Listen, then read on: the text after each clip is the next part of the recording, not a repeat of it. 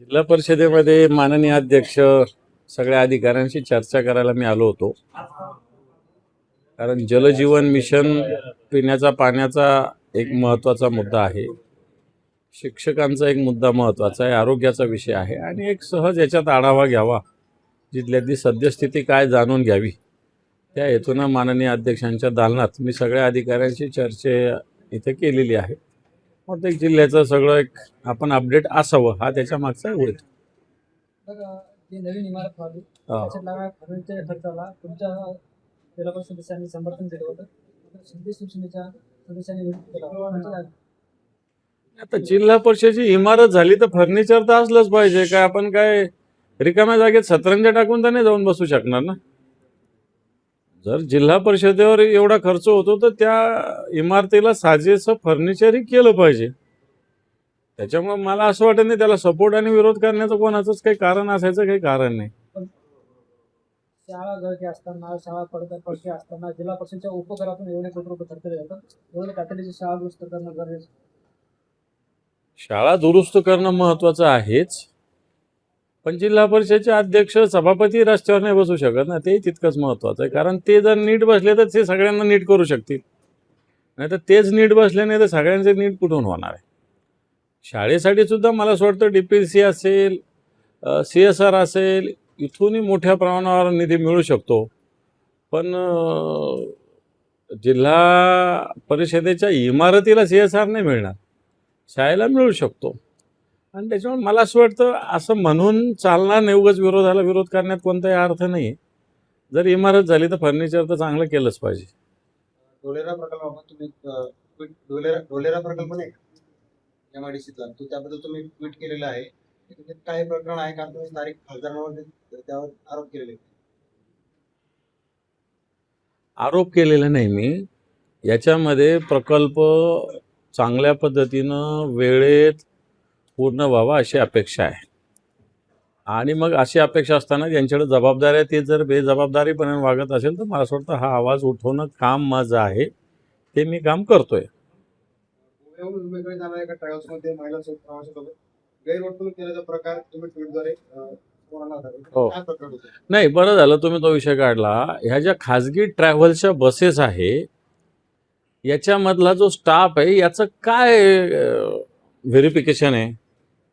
हे गुन्हेगारी पार्श्वभूमीचे आहे, शिकलेले आहे, सवरलेले आहे, यांना कोणतं ट्रेनिंग आहे, हा एक महत्त्वाचा मुद्दा आहे. एक संभाजीनगरची भगिनी गोव्याहून मुंबईला जात असताना तिला रात्री 3:30-4 वाजता त्या राजधानी ट्रॅव्हल्स नावाची जी बस आहे मुंबईची तिच्यात त्रास दिला गेला. त्या महिलेनं मला हे कळवलं सकाळी.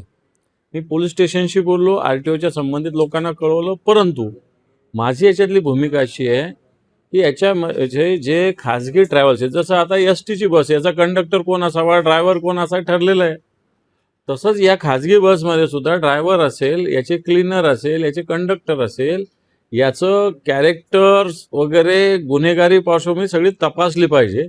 हा माझा या ट्विटच्या मागचा हेतू आहे. आमदार अनोदा चव्हाण यांचे पती आहेत अभियंता अतुल चव्हाण यांनी त्यांच्या पदाचा राजीनामा दिलेला आहे.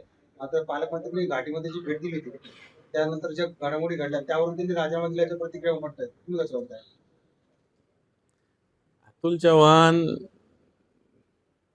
चीफ इंजिनियर राहिले, अशा एका घाटीच्या प्रकरणावर बोलले म्हणून राजीनामा देणारे ते नाही आहे.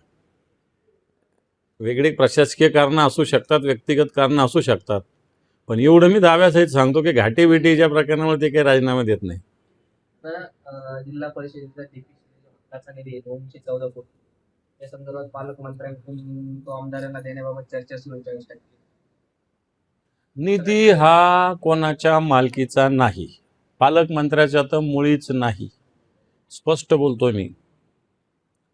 DPCचा सह अध्यक्ष जिल्हा परिषद अध्यक्ष असतो. त्यामुळे जेवढा पालकमंत्र्याला अधिकार आहे तेवढा जिल्हा परिषद अध्यक्षाला अधिकार आहे. आणि माझं मत असं आहे, मी स्वतः आमदार असूनही माझं मत असं आहे की जो निधी जिल्हा परिषदेचा तो जिल्हा परिषदेला सरळ वितरित केला पाहिजे, डायव्हर्ट केला पाहिजे. खरं तर आता ऑगस्ट महिना आहे, आत्तापर्यंत हे काम व्हायला पाहिजे होतं. आणि त्याचं नियोजन जिल्हा परिषदेत इतक्या दिवस बॉडी नव्हती लोकनियुक्त, आता निवडून आलेले आपलेच लोक आहेत जिल्हा परिषद सदस्य, ठीक आहे कोणी कोणत्या पक्षाचा असेल पण आपलेच आहे ना. आणि म्हणून मला असं वाटतं त्यांना तुम्ही सक्षम समजा, त्यांना त्यांचा जो निधी येतो त्याचं नियोजन करू दे, असं माझं तरी व्यक्तिगत मत आहे. त्याच्यामुळं बीपीसीचा निधी जिल्हा परिषदला द्यायचा ना, जर आम्हीच आमदारांनी काम सांगायचे तर मग जिल्हा परिषद सदस्यांनी कुठून काम करायचे, अशी माझी भूमिका आहे. मी आधीपासून या भूमिकेवर आहे की जिल्हा परिषदेच्या सदस्य ही जी स्थानिक स्वराज्य संस्थेमध्ये पंचायत राज व्यवस्था आहे, याच्यात जिल्हा परिषद पंचायत समितीचा सदस्य हा मजबूतच असला पाहिजे. आज आमदाराला आमदार निधी पण, हा पण निधी, तो पण निधी, डीपीसीचा निधी, कशासाठी? बाकीचे निधी पालकमंत्र्यांनी आमदारांना द्यावेत, काय प्रॉब्लेम नाही. पण जिल्हा परिषदेच्या निधी, समजा मी आमदार आहे, मी जिल्हा परिषद अध्यक्षांना विनंती करेल की माझे 10 कामे करा, करतील, ते करावं लागतील. 10 पैकी 5 होतील, 2 होतील, 4 होतील, जे व्हायचे ते होतील. परंतु मलाच निधी राखीव ठेवा हे म्हणणं मला असं वाटतं चूक आहे.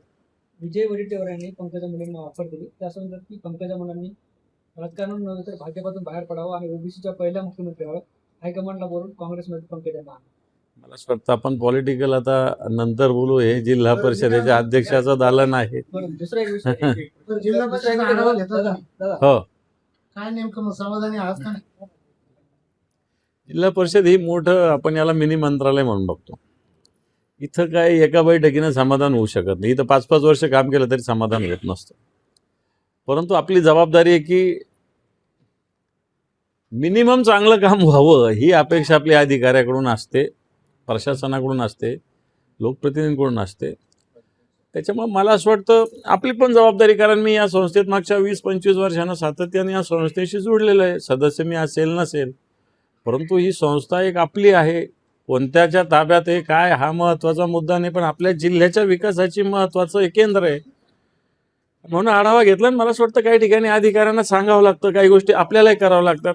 आणि म्हणून 100% म्हणता येणार नाही, पण असमाधानी नाही एवढं नक्की म्हणेल. शिंदे गटाला कॅबिन भेटलेली आहे गटनेत्यांना, तो गटाला अजूनही कॅबिन भेटलेली नाही आहे. हा कुठेतरी अन्याय होतोय का? कारण की 3 वेळेस हा प्रश्न जीबी मध्ये पण आलाय, स्थायी समितीत पण आलाय. कसं बघताय? मला वाटतं मी अध्यक्षांशी बोलेल, अध्यक्ष बाजूलाच बसलेले आहे. कॅबिन तर मिळालीच पाहिजे, कॅबिन तर मिळेलच. जर त्या पक्षाला मिळाले तर आम्हाला का नाही मिळाली हा प्रश्न तर राहील, तो तर बिलकुल द्यावीच लागेल. पण जे अध्यक्षांनी असं सांगितलंय कॅबिन देण्याचा असं काही नियम नाहीये, त्यांना सहज माझ्या कॅबिन मध्ये तुम्ही बसू शकता, कॅबिन देता येणार. आता कसं आहे, आता तुम्ही मग शिंदे गटांना कशी मिळाली? शिंदे गटाला कशी मिळाली? जर कॅबिन देण्याचा नियम नाही, शिंदे गटाला कशी मिळाली? नाही मिळाली ती तर रस्त्यावर मंडप टाकू, बसू, त्याला काय प्रॉब्लेम? आपण मार्किंगच्या स्वरूपात विचारू की अध्यक्षांच्या कामावर तुम्ही पुसला, तुम्ही जुने सहकारी आहेत तुमचे. हे पहा, मला असं वाटतं 5 वर्षाचा कालावधी ज्याचा आहे त्याचा 3 महिन्यात परीक्षा नाही घेता येत त्याची. 5 वर्षाचा कालावधी कार्यकाळ घ्यायचा, त्याचे 3 महिन्यात परीक्षा घेणं चुकीचं आहे असं मला वाटतं.